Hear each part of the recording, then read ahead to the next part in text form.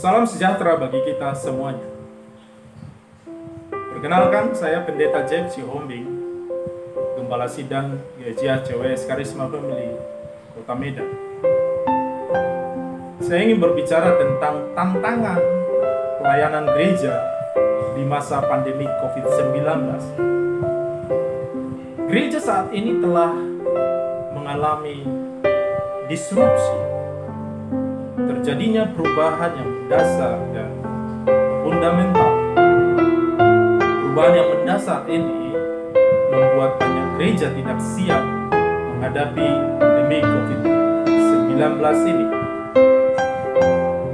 Untuk itu, gereja dituntut untuk berubah dan harus dan beradaptasi dengan cepat menghadapi pandemi COVID-19 ini. Makanya ada pola yang baru yang diterapkan di tengah-tengah kita. Pola ibadah yang baru. Perhatikanlah dalam 5 bulan terakhir ini, ada pola-pola yang baru yang diterapkan dalam kegiatan dan pelayanan. Ya, ada yang menerapkan pola ibadah melalui online dan ibadah yang offline. Kalau yang ibadah online bisa live streaming, bisa melalui rekaman terlebih dahulu, ya, recording. Ada juga yang melalui by Zoom, ibadahnya macam-macam, ya, melalui ibadah online ini. Ada yang di YouTube, ada yang di Facebook, dan itulah pola ibadah online.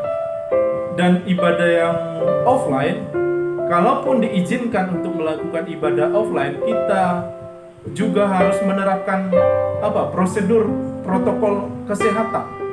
Kita tidak sembarangan, kehadirannya juga terbatas, ya, dan kita semua harus turun untuk mengambil bagian untuk memerangi COVID-19 ini, menjaga kesehatan, menjaga jarak, ya, ada social distancing dan lain sebagainya. Kalau dalam ibadah kita tidak bisa berkumpul rame-rame, justru akan menimbulkan klaster-klaster yang baru, penyebaran COVID-19 yang baru, yang akan merugikan banyak orang nantinya. Nah, inilah yang saya soroti saat ini, saudara-saudara kasih Tuhan. Dua-duanya baik sekali, ya, ibadah online dan ibadah offline. Kita harus kita harus mengikuti dua-duanya, ya. Saya untuk saat ini memang bagi gereja yang zonanya merah atau zona yang disarankan oleh pemerintah, jangan dulu melakukan pertemuan-pertemuan ibadah, lakukan dulu pertemuan-pertemuan secara online. Ya, kita harus turuti pemerintah kita, tidak ada yang salah. Bagi zona yang di hijau, ya, bisa menerapkan pola offline. Kita juga terbuka untuk itu. Nah, saudara-saudara yang kasih Tuhan, tadi saya katakan gereja telah mengalami perubahan, gereja telah mengalami disrupsi, ya. Dapat kita lihat, saudara-saudara, gereja saat ini telah mengalami disrupsi, perubahan. Lihatlah perubahan apa yang terjadi. Yang pertama adalah gereja tidak dibatasi oleh tembok dan lokasi fisik. Dulu di dalam gedung, sekarang gereja sudah di luar gedung. Perubahan yang selanjutnya, gereja tidak terbatas pada hari Minggu, tapi setiap hari. Yang ketiga, khotbah tidak fokus kepada satu orang, tapi banyak orang. Jemaat bisa pilih dia mau mendengarkan khotbah siapa, pendeta siapa, gereja mana. Dia bisa pilih saat ini. Perubahan yang selanjutnya adalah gereja sepertinya tanpa denominasi. Artinya seperti ini. Jemaat bisa memilih, ya, orang-orang saat ini bisa memilih mau beribadah dengan gereja mana dia saat ini. Mau mengikuti ibadah denominasi mana dia bisa pilih. Ya, bisa tinggal klik, tinggal buka link YouTube-nya atau Facebook-nya. Nah, dia bisa beribadah. Selanjutnya, perubahan yang kita lihat adalah gereja dituntut menjadi gereja yang seutuhnya. Lu mau ibadah, ya? Karena dulu ibadah di gereja, jadi kalau orang tidak datang ibadah masih bisa kita kunjungi. Sekarang ibadah ada di rumah. Kita tidak tahu dia beribadah atau tidak. Jadi gereja dituntut menjadi gereja yang seutuhnya. Ibadah atau tidak ibadah, you adalah gereja yang sesungguhnya. Kamu adalah gerejanya. Ya? Gereja bukan gedungnya, gereja bukan lokasinya, gereja bukan bangunannya, tapi gereja sesungguhnya adalah kamu. Kitalah gereja. Mau beribadah, ya kita harus menjadi gereja yang sesungguhnya.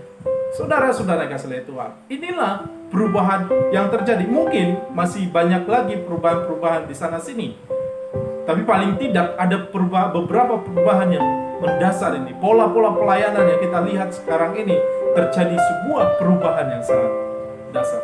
Gereja dituntut untuk beradaptasi dengan cepat, berubah dengan cepat. Dan saya lihat 5 bulan terakhir ini gereja sudah mulai beradaptasi dan mengikuti, ya, menghadapi pandemi COVID-19 ini. Terbukti dari lembaga survei BRC, ya, bilangan riset Sadga, ya, bahwa ada pertumbuhan yang signifikan. Gereja-gereja saat ini sudah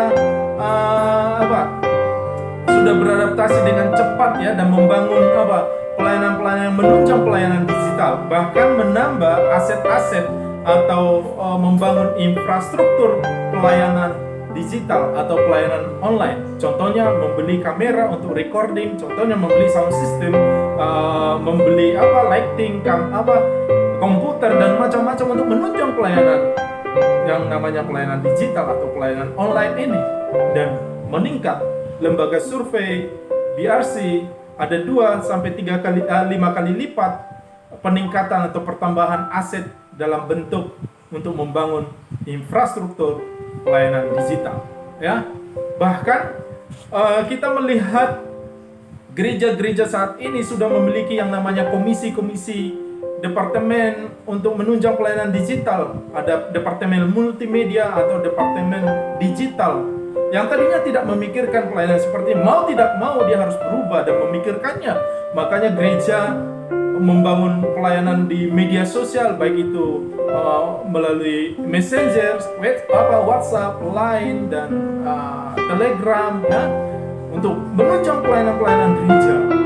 Dan juga membangun website, ya, ada gereja-gereja yang membangun websitenya, ada yang bahkan memunculkan aplikasi baru, ya, app baru gitu, ya. Bahkan semua gereja, banyak gereja saat ini telah memiliki media sosial Facebook, YouTube, Instagram, dan macam-macam. Baik, ada podcast untuk menunjang pelayanan online. Mau tidak mau, kita harus berubah dan beradaptasi. Nah, saudara-saudara kasih Tuhan, di tengah-tengah perubahan ini, tantangan gereja COVID-19 ini, kita harus tetap punya kekuatan. Kita harus tetap punya modal untuk tetap survive. Saudara-saudara kasih Tuhan, sekarang, ya, gereja dalam kenormalan baru ini, dalam era new normal ini, gereja harus tetap hidup dalam kesatuan, unity, jaga unity, ya, jaga kesatuan, jaga kasih, ya, tetap harus memiliki kesaksian yang efektif, kesaksian yang benar, kesaksian yang membangun, saudara-saudara kasih Tuhan. Dan juga gereja harus menjadi gereja yang patriotik, ya. Apa itu? Berani untuk memberi, ya, di tengah kekurangan, ya. Ada pengorbanan di sana. Sekalipun kita di tengah-tengah kekurangan, tapi kita harus tetap menjadi gereja yang seutuhnya.